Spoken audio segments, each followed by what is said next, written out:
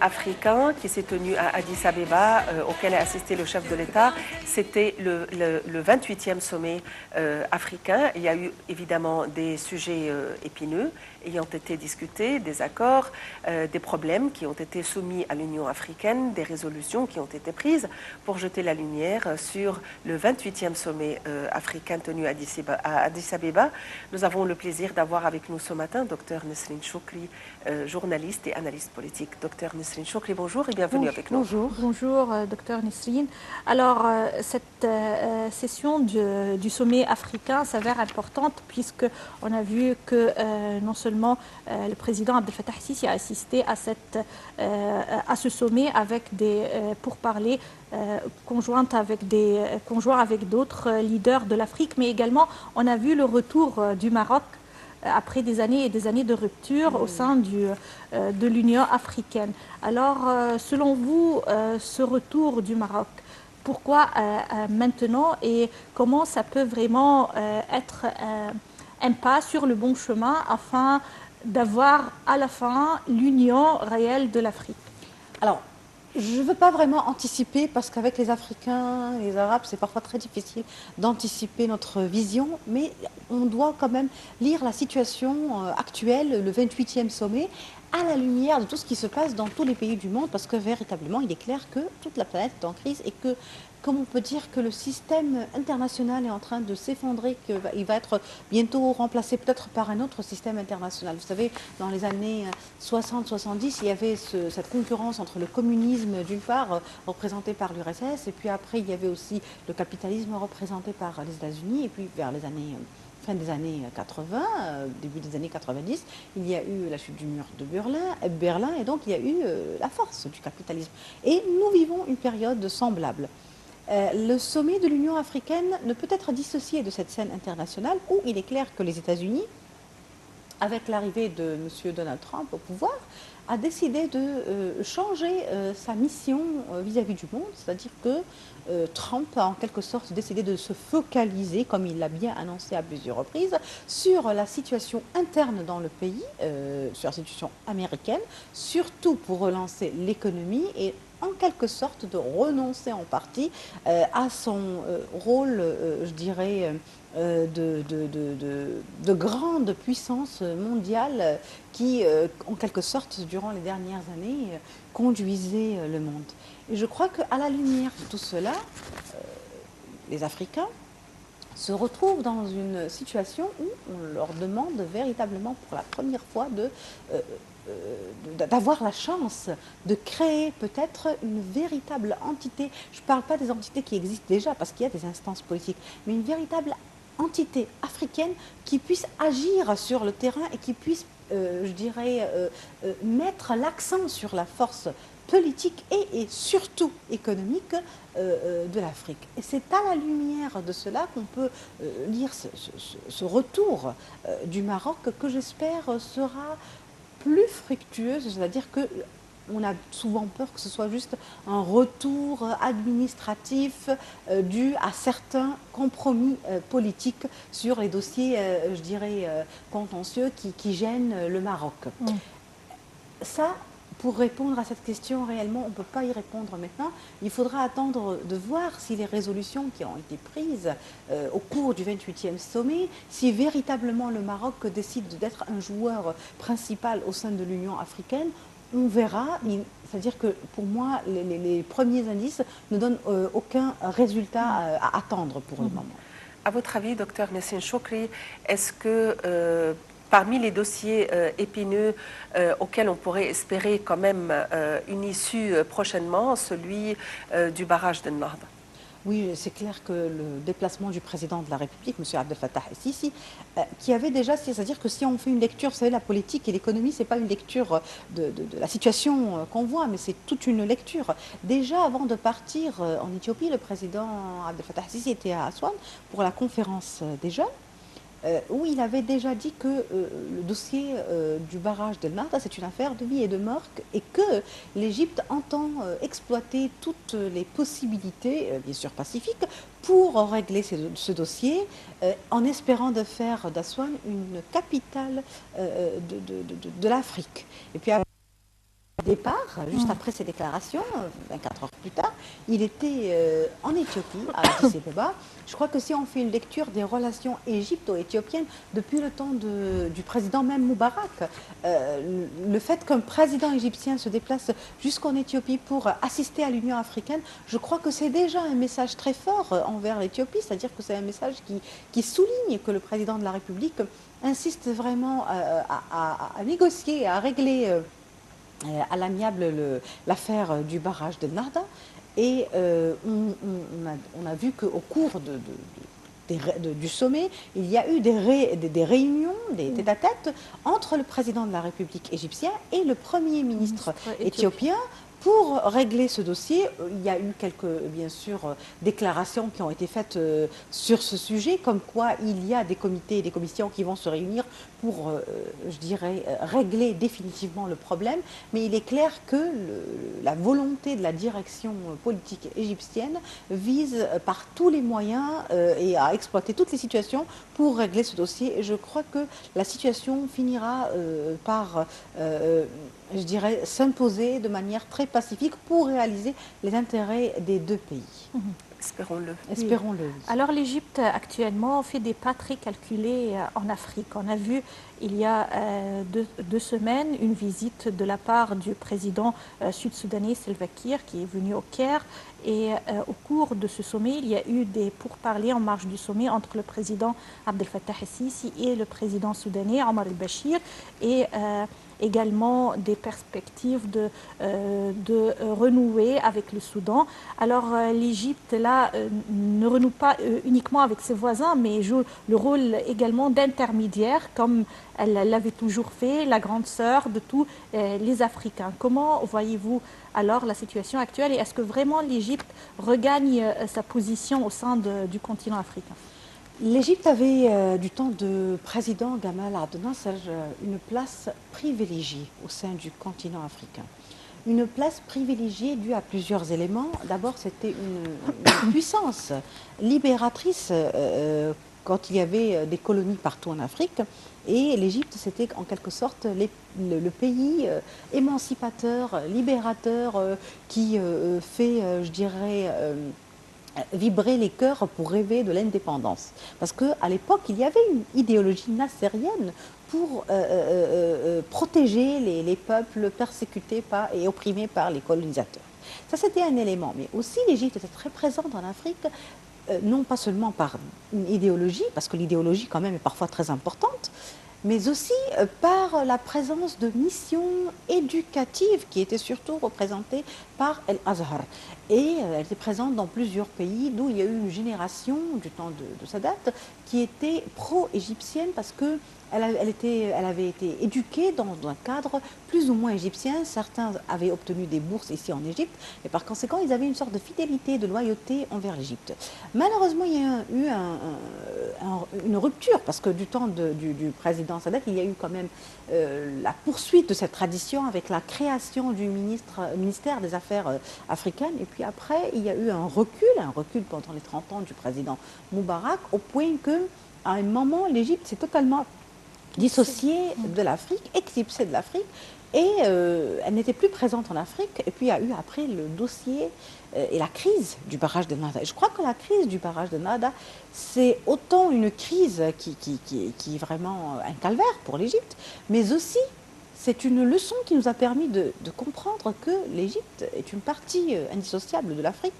Je crois que l'Égypte a bien retenu cela et que maintenant il y a par tous les moyens un retour en Afrique et un retour sur le plan éducatif, puisqu'on revoit maintenant cela, mais aussi un retour sur le niveau du rôle de l'intermédiaire entre plusieurs pays africains. Et encore plus loin, l'Égypte vise toujours plus loin, parce que quand même l'Égypte, même si elle passe par une phase très délicate dans son histoire, ça reste une puissance régionale importante. Il y a aussi encore plus loin, c'est que l'Égypte a commencé à créer des programmes et des fonds pour encourager le développement en Afrique. Je crois que ces projets-là de développement, qui sont surtout pas seulement financiers, mais surtout des aides logistiques et des aides de savoir-faire, vont permettre de réancrer à nouveau le rôle de l'Égypte en Afrique. Donc ce n'est pas quelque chose dont on verra les fruits dans une période très proche, ça va prendre encore peut-être quelques années, parce que vous savez, en matière de relations diplomatiques, il faut quand même des années, il faut que la confiance se reconstruise, il faut qu'il y ait une histoire sur laquelle bâtir, mais il est clair qu'il y a une volonté et qui va plus loin que le rôle d'intermédiaire, qui va plus loin que de régler le dossier de Nahda, mais qui va véritablement vers plusieurs pays africains, comme les pays du bassin du Nil.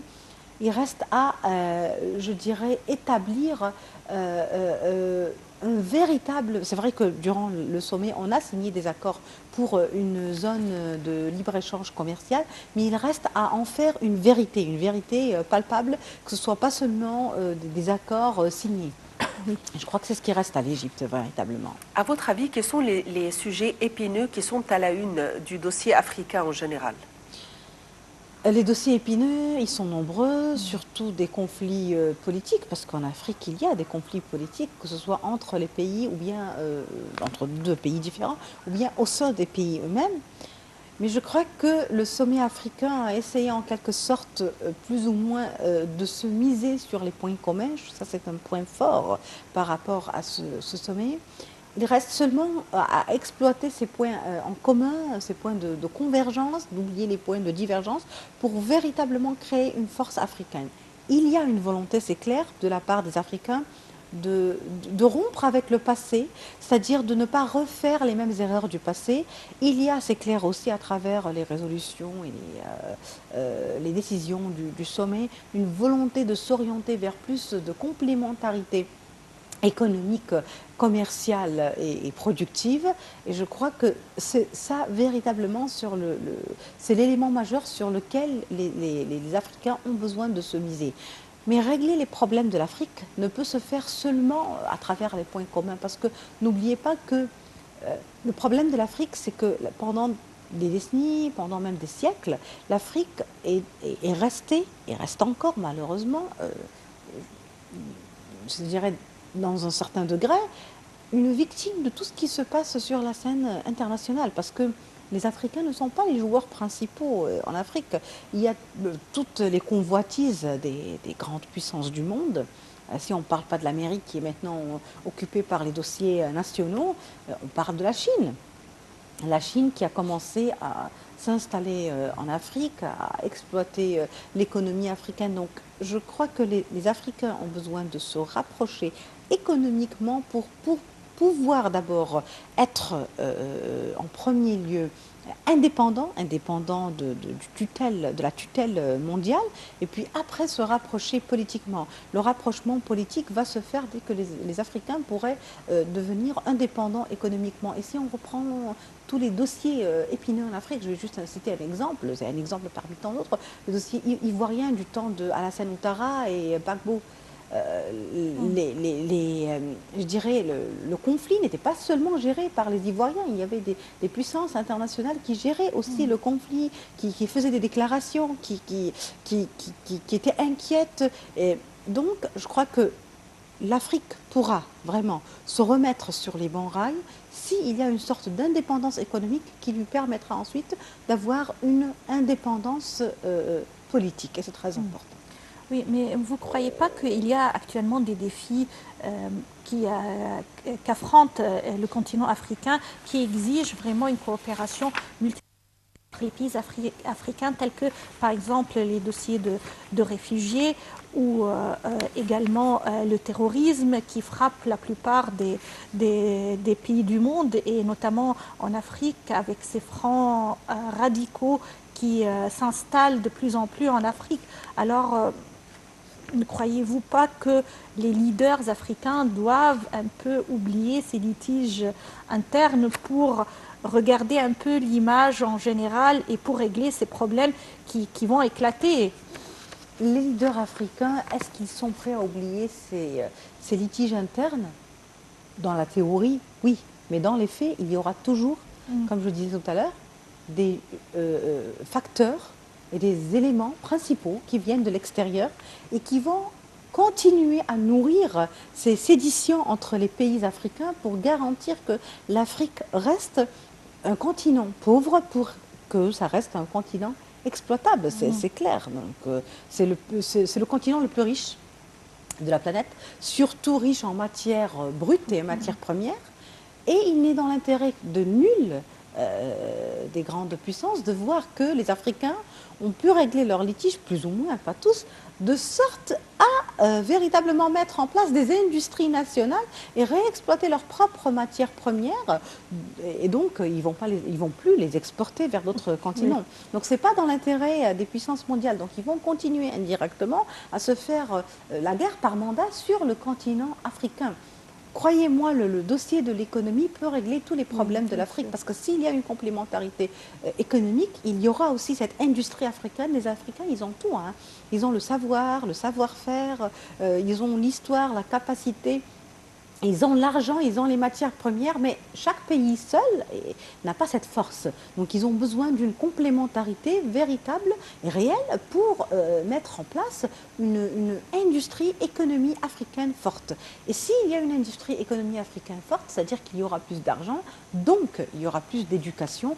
Une vraie éducation va permettre de éradiquer le terrorisme, parce que le terrorisme, on a beau essayer de le régler sur le plan sécuritaire, ce qui est très important, je ne dévalorise pas les efforts sécuritaires, mais ce n'est pas l'unique moyen, parce que le plan sécuritaire, c'est important pour ceux qui sont déjà devenus des terroristes. Mais pour les futures générations, si on veut les empêcher de devenir terroristes, on ne peut pas miser sur le sécuritaire et la peur. On doit miser sur autre chose, sur l'éducation. Parce que, d'autre part, les terroristes continueront à miser sur le côté religieux, sur le salut, sur le jour du jugement dernier, et ça va être beaucoup plus important pour une personne que... Alors vous avez mentionné l'aspect économique. L'Égypte était très présente au cours des années 60 sur le plan économique en Afrique. On avait des missions, on a vu des grandes entreprises égyptiennes qui œuvraient sur le terrain en Afrique. Où sont ces entreprises, où sont les plans économiques de l'Égypte via l'Afrique actuellement? Actuellement, il y a quand même deux entreprises, dont je ne peux pas citer les noms parce que ça serait de la publicité, qui œuvrent en Afrique, mais qui n'œuvrent pas assez majoritairement. Donc on a besoin de créer, pas seulement, je dirais, on n'a pas besoin seulement d'encourager les entreprises égyptiennes à quitter l'Égypte pour aller travailler en Afrique, mais de créer quelque chose qui serait plus moderne et qui pourrait aller avec la sauce africaine et avec la situation économique en Égypte, parce que déjà nous, quand même, économiquement, c'est pas le meilleur des mondes. On ne peut pas demander aux compagnies, aux entreprises égyptiennes qui permettent de créer des opportunités d'emploi en Égypte, de délocaliser, d'aller travailler en Afrique. Mais on peut créer une sorte de partenariat, de fusion avec des entreprises africaines, de sorte à ce que réellement on réalise les intérêts de deux pays africains. Et je me rappelle qu'il y a une dizaine d'années quand même, ou 6 ans, quelque chose comme ça, j'étais avec l'ambassadeur du Cameroun et il avait été choqué que les Égyptiens, pour la ville de Damiette, qui fabrique du bois, vous savez que relancer l'économie c'est difficile, mais c'est pas très difficile, il faut juste des idées parfois très simples et créatives. Donc les Égyptiens, pour acheter du bois pour la ville de Damiette, qui fait le meuble égyptien, devaient acheter le bois en Italie. Sauf que l'Italie elle-même avait acheté le bois au Cameroun. Ce qui veut dire que les Égyptiens ont payé 2 fois, doublement le bois. Autant l'acheter directement du Cameroun. Autant l'acheter directement du Cameroun. Il reste le problème de liaison entre les pays et l'infrastructure.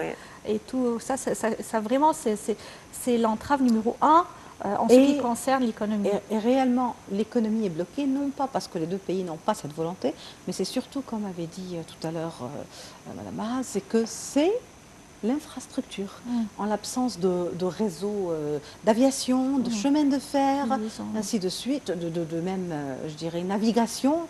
On n'arrive pas à transporter les matières premières pour les produire ici en Égypte, à mon avis, pour les vendre. Docteur Nesrine Choukri, malheureusement notre temps prend fin, mais à mon avis, il n'y a pas suffisamment de volonté. Il y a de la volonté, mais il y a aussi un laisser-aller. Parce que Peut-être, franchement, en Afrique, les gens sont très bien éduqués. Enfin, les responsables, ils sont tous partis à l'étranger. Nous les voyons dans les conférences, nous les voyons en tant que responsables, en tant que diplomates, en tant qu'invités ici. Ils sont très bien éduqués. Ils savent ce qu'ils doivent faire.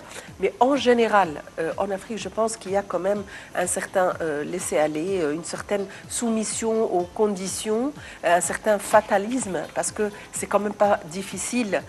L'Europe était au néant il y a des En années et 1945, aujourd'hui on c'est voit pas l'Europe. très loin. Autant, je ne veux pas dire être comme l'Europe, on pourrait encore faire mieux, mais on a pris l'habitude de se lamenter, de les circonstances et les conditions de vie sans toutefois vraiment se responsabiliser vis-à-vis de ce que nous devons faire. Je parle en général en tant que continent.